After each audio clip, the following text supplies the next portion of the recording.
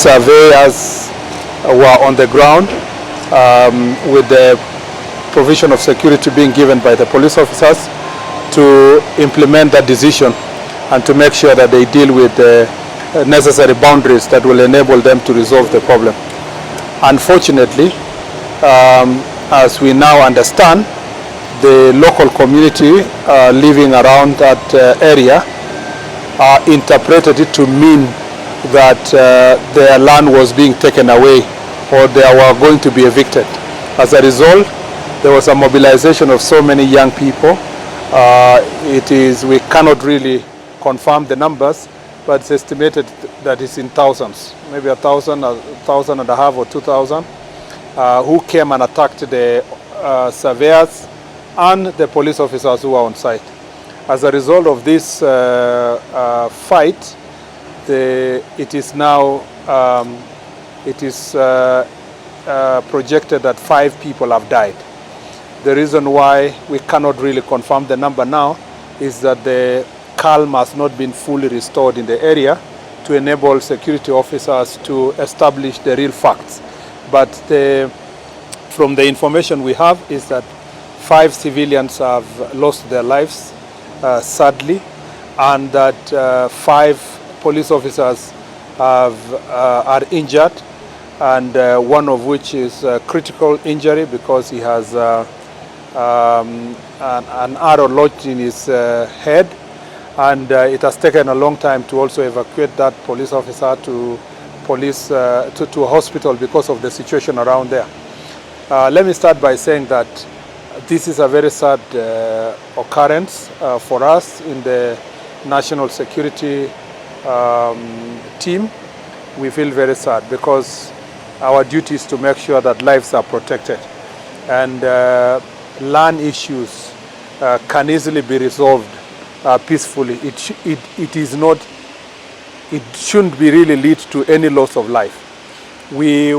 Investigations are not yet done or even complete because we need to establish the circumstances under which the 5 civilians died, and if as has been suspected that police officers were involved, what was the circumstance that the police officers engaged the civilians, and whether the situation it was warranted that kind of force, and therefore the investigations will determine whether there is excess use of force, and if there was excess use of force, who was responsible.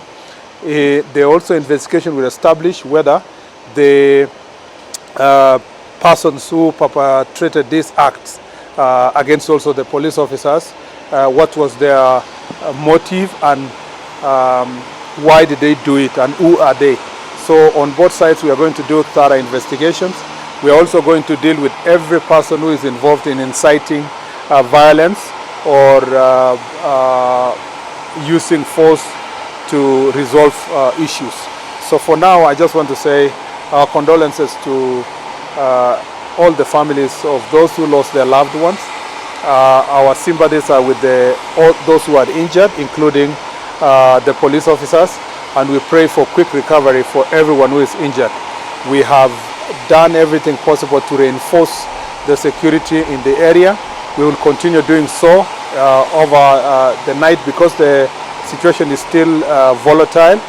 We request with all humility our citizens from that area.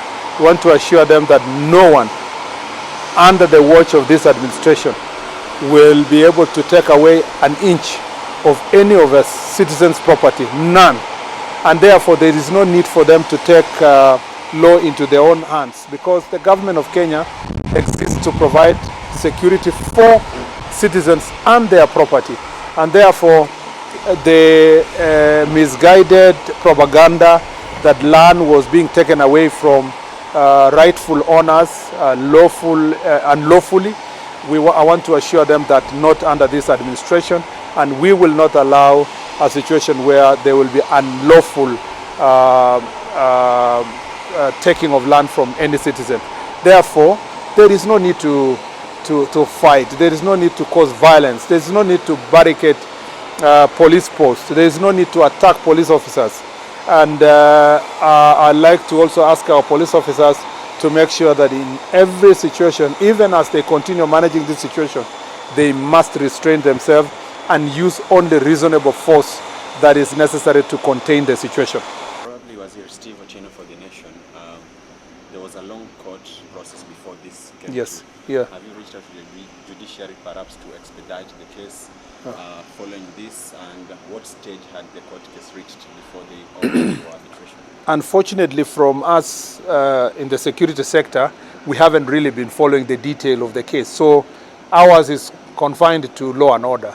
But the information they're trickling in is that the already court process had advanced to the stage of arbitration.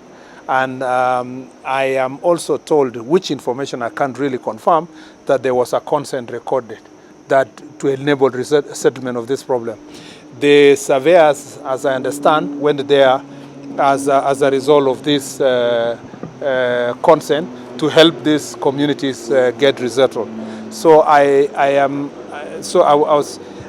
think the real problem in this situation is the misunderstanding, the fear that land was being taken away. If there was no such fear, then I don't think citizens would have attacked police officers or the surveyors, which I insist now here and request citizens that let's do this through peaceful means, and that land is a fixed asset.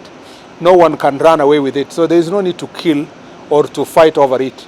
I want to request them to go back to their homes and then to give us the space to now convene a meeting that we can listen to the concerns they have, not in the environment that violence is prevailing.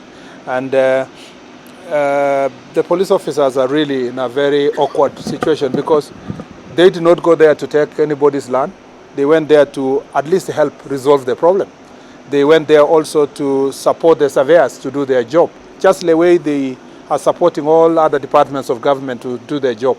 Unfortunately, they find themselves in this situation, and in the process of responding, we now find ourselves in a situation where we have to investigate what exactly happened and who really committed what kind of a crime. So I really feel very sad. Losing 5 lives, 6, 7, 10, or whatever lives is serious. I mean, losing 1 life is very serious, but needlessly losing 5 lives and then discover later it was just based on a propaganda, it is unbelievable. It is really sad. For us who have come from Kerio Valley, they are dealing with banditry. We find this is really unfortunate that in a situation where, in an area which was peaceful, in an environment where community was not fighting another community, citizens are attacking police officers. They could have reported them. There was no need, because it is not the police officer who want to take land or so. This is just surveyors trying to provide boundaries for this land. I am also told that about 6 vehicles have been burned. So by the time we are reaching that stage, I think that it is needless. I really appeal for calm, so that as from tomorrow, our senior officers who will visit the place can have the opportunity to assess the situation and find ways of restoring full normalcy in the area, and also to give leaders a chance and to give the ministries responsible also a chance to go to the ground and resolve this issue amicably. Any hint on who mobilized the youth?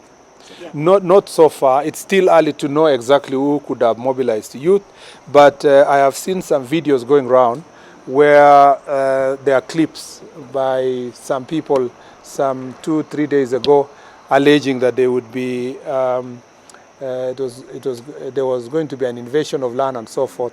I think perhaps such kind of information could have really heightened tension and incited people. So since it will be wrong and irresponsible on my part to speculate on who exactly did it, we leave it to the law enforcement agencies to really unearth who exactly was involved, and if it was organized, who organized it.